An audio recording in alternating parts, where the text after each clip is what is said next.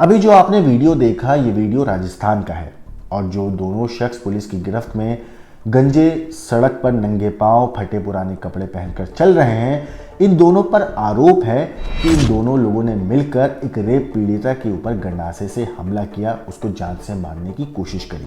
Police इन बदमाशों को सड़क पर लेकर इस तरीके से उनका जुलूस निकाला ताकि लोगों को पता चल सके कि महिलाओं के प्रति अपराध करने वालों को सख्त से सख्त सजा मिलेगी। नमस्कार, मेरा नाम है मोहम्मद आसिम और राजधानी जयपुर के सवाई मानसिंह अस्पताल में भर्ती 25 साल के रेप पीड़िता पर हमले के 3 आरोपियों को पुलिस ने पकड़ लिया। इनमें से 2 आरोपियों को गंजा करके सड़क पर घुमाया गया। पुलिस ने आरोपी महेश उर्फ महिपाल, जिसकी उम्र 22 साल है, और दूसरा राहुल गुज्जर, जिसकी उम्र 19 साल है, उनको फटे पुराने कपड़े पहनाकर कोटपुतली के घंटाघर चौक मार्केट में करीब 1 किलोमीटर तक घुमाया गया। इस दौरान कोटपुतली डीएसपी रोहित संखला और थानाधिकारी राजेश मीणा अपनी टीम के साथ डटे रहे।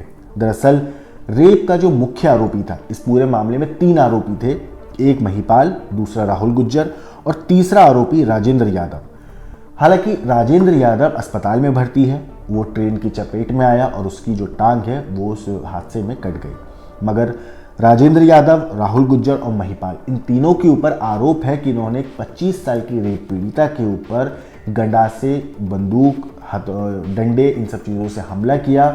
और ये जब वारदात जहां हुई, आपको जानकर हैरानी होगी, वो वारदात पीड़िता के भाई के मुताबिक जो पुलिस स्टेशन था उससे तकरीबन 20 से 25 मीटर की दूरी पर हुई।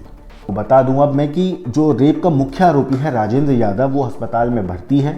सोमवार सुबह करीब 7 बजे आरोपी राजेंद्र यादव को ये भनक लग गई थी कि पुलिस उसे कभी भी गिरफ्तार कर सकती है, तो उसने अपनी जान बचाने के लिए और पुलिस को चकमा देने के लिए वो अपने घर से फरार हो जाता है।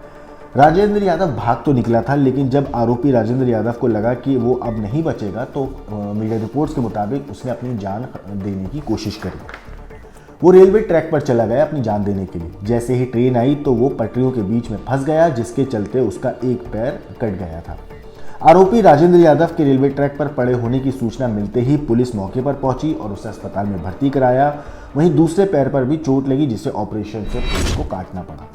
तो जिस आरोपी, जो इस पूरे वारदात का मुख्य आरोपी था राजेंद्र यादव, उसे पुलिस ने गिरफ्तार तो कर लिया है। हालांकि वो अभी पुलिस की गिरफ्त में ही है, लेकिन वो अस्पताल में भर्ती है और हादसे में उसके दोनों पैर कट गए। वहीं पीड़िता की जो रिपोर्ट है वो मंगलवार को कोरोना पॉजिटिव आई है। दरअसल इससे पहले कि सवाई मानसिंह अस्पताल में रात तकरीबन 12 से 1 बजे के बीच पीड़िता को सांस लेने में दिक्कत हो रही थी। परिवार ने इसकी जानकारी डॉक्टरों को दी, जिसके बाद डॉक्टरों की टीम ने उसका इलाज किया तो पता चला कि वो कोरोना पॉजिटिव है। हालांकि पुलिस जो डॉक्टर है वो अभी भी पीड़िता का इलाज कर रही हैं। वैसे आपको बता दूं कि कोटपुतली बहरोड़ के प्रागापुरा में 24 फरवरी की शाम तकरीबन 7:30 बजे 2 बदमाशों ने एक रेप पीड़ित युवती और उसके भाई पर गंडासे से हमला कर दिया था।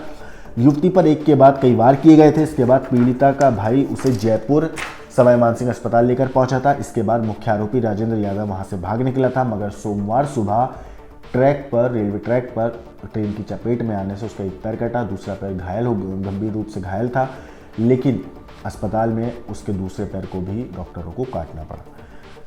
इस पूरी स्टोरी के बारे में आपने पीड़िता के भाई से सुना। पीड़िता के भाई ने सारी चीज़ें बताई, सारी खबर दी।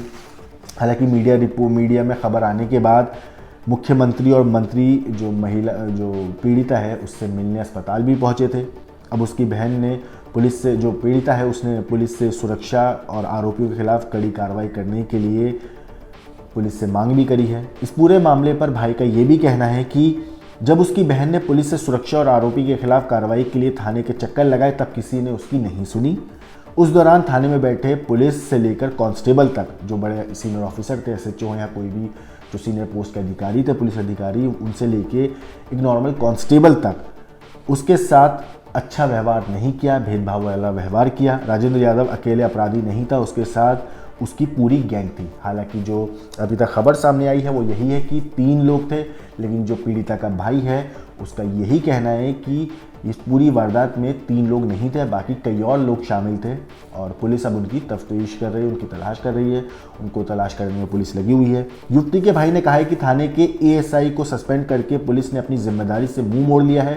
घटना के बाद पुलिस मेरे और मेरी बहन के साथ जयपुर तक नहीं आई। थाना पुलिस पर भी पूरी कार्रवाई होनी चाहिए। साथ ही उस सीआई पर भी कार्रवाई होनी चाहिए जिसने सब कुछ जानने के बाद भी मेरी बहन की सुरक्षा में तैनात पुलिसकर्मियों को हटाया था।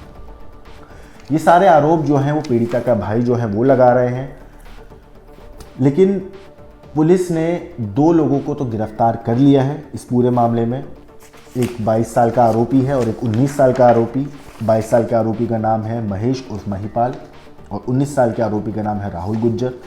जो तीसरा आरोपी था राजेंद्र यादव, वो अस्पताल में भर्ती है और पुलिस हिरासत में ही है वो भी, हालांकि उसने अपने दोनों पैर खो दिए हैं।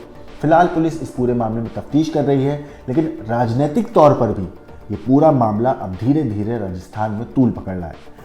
इस पूरे स्टोरी के ऊपर और जो आपने भाई की बाइट सुनी उसके ऊपर आपका क्या कहना है, आपका क्या सोचना है, हमें कमेंट करके ज़रूर बताइएगा। और एक चीज़ और कि जिस तरीके से पुलिस ने उन दोनों अपराधियों का सड़क पर जुलूस निकाला उसके ऊपर आपका क्या कहना है, आपका क्या सोचना है, हमें कमेंट करके ज़रूर बताइएगा। लेकिन देश और दुनिया की क्राइम की खबरों के लिए देखते रहिए